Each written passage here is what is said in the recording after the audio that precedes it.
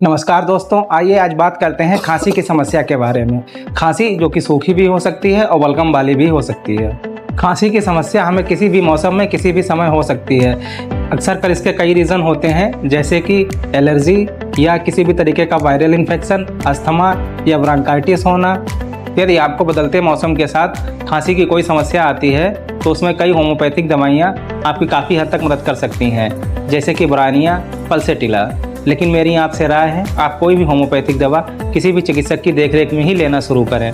और ऐसी किसी भी इन्फॉर्मेशन के लिए आप हमारे चैनल को लाइक करें और सब्सक्राइब करें।